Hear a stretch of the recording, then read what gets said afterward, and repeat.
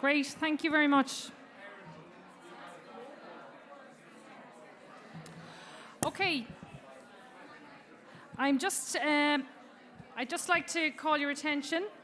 I'm going to introduce to you a wonderful lady, Pauline Williams. Pauline has been working with Empower in Blanchardstown for a number of years. She started out joining a We Can Quit Stop Smoking support program 6 years ago and successfully quit. And she now works as a community facilitator delivering stop smoking support. So I'm going to welcome Pauline to the stage, and Pauline can tell you her own story and her own journey through stop smoking. Thank you, Pauline.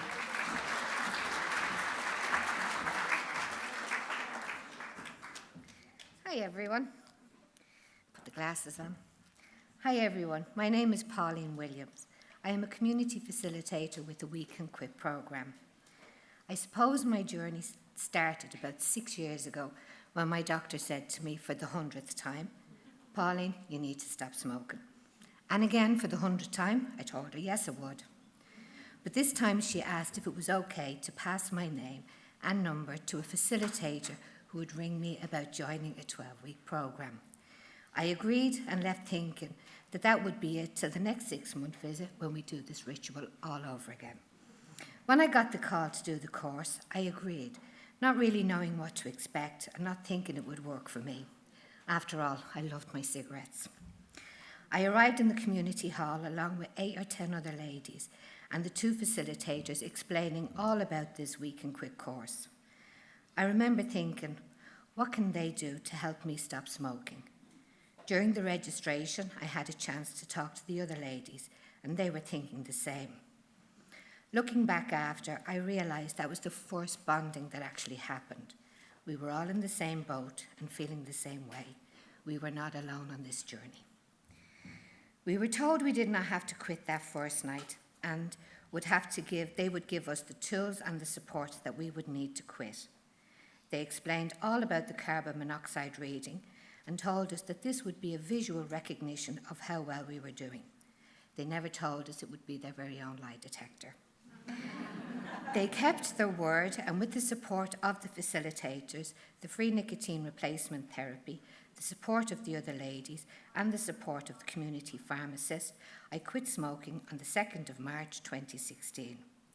Each week, a different topic was covered that would help us stay smoke-free. What really was different about the course was the fact that you didn't just focus on the negatives of what cigarettes did, but they would talk about the benefits of quitting, focusing on the positives and reinforcing this each week. Guest speakers were brought in to help us cope with life after quitting. I remembered somebody from the Healthy Food Made Easy course coming in to talk to us about ways to stop us substituting food for cigarettes. Someone else came in to help with ways to cope with stress. One of the favourite weeks was the Arts and Craft Week. The facilitators left the room and asked us to do a poster collage of our before and after quitting journey. We all groaned and said, I'm no good at art. But when we started, we all really enjoyed it. We had a learning journal that we could write in, and it was full of useful information that we could read between sessions. The facilitators would ring or text each week to see how I was getting on, which was really nice. I never felt alone on this journey.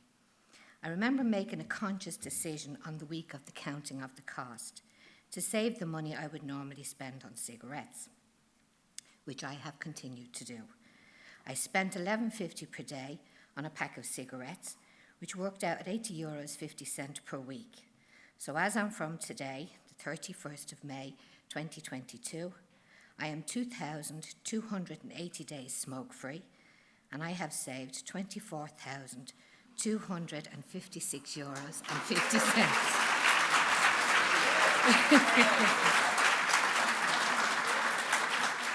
Thank you.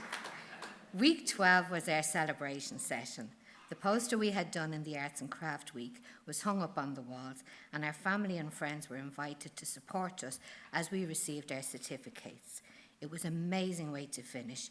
It gave the course a sense of closure and the participants a sense of achievement. The We Can Quit programme had such an enormous impact on my life that when I got the opportunity to train as a facilitator, I jumped at the chance. I knew my experience of being a participant would be helpful in understanding the struggles, the high and the low points that they would go through on their journey. I started working in the community delivering the course in 2018. I found it extremely rewarding. Watching these ladies go from smokers to non-smokers and knowing I had helped by giving them the tools to achieve it themselves. Each week you could feel the emotion in the room as the ladies spoke about how their week had been. When some were struggling, others were doing good, so they would support and lift those who were having a bad week. And then the next week it could be the other way around. The group dynamic is so important. They become friends very quickly, and many have said, I was struggling, but I didn't give in as I didn't want to let that group down. We have had tears, laughter, and anger in the sessions as they deal with the nicotine craving, the withdrawals, and life without cigarettes. Most of these ladies had smoked for 20 years or more, and some up to 40. So it's not just quitting, it's a whole new way of living. When COVID hit in 2020, we were just coming to the end of a We Can Quit program, and we were thinking, actually, by the time we're running another one in September, this will be all over. Little did we know at the time how all our lives would be affected by COVID, not just the We Can Quit program. As it came closer to the time we would normally be doing our recruiting for the course, the decision was made that it would be run through Zoom. To be honest, I was not sure how this would work and had my doubts about it having the same impact as you have in person.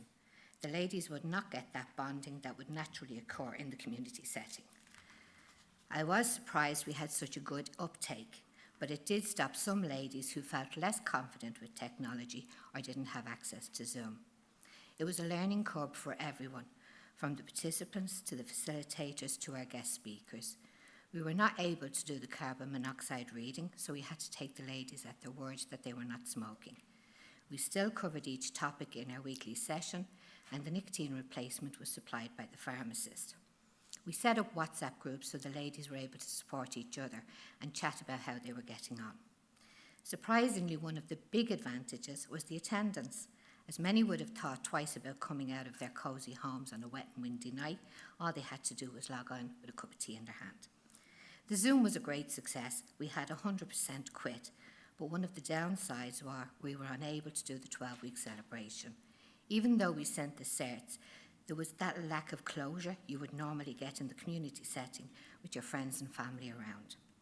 In 2021, the HSC took over the funding and running of the We Can Quit program from the Cancer Society, and the facilitators were given a new tool called Quit Manager to help make things easier for them for us to keep contact with participants and help them on their journey.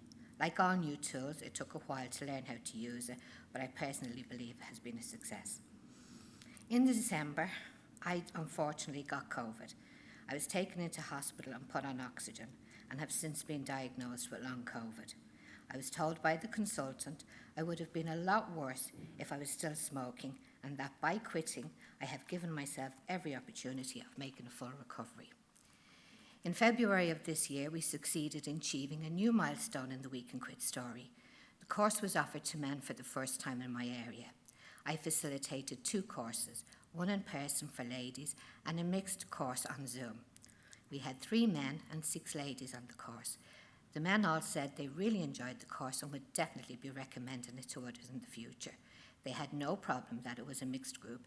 In fact, one of our men and one of our ladies were a couple, and they said it was great being able to do it together. And again, we had 100% quit.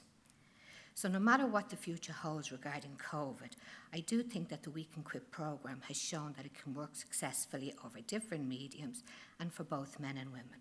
I believe this is possible because of the support the participants give to each other and the facilitators willing to change without changing the integrity of the course itself.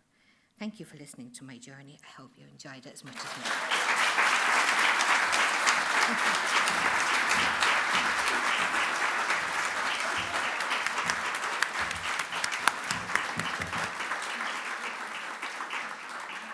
Thanks so much, Pauline. I mean, we can talk all day about We Can Quit and about quitting and the stats, but the real life experience of somebody who has gone through that journey is just so powerful.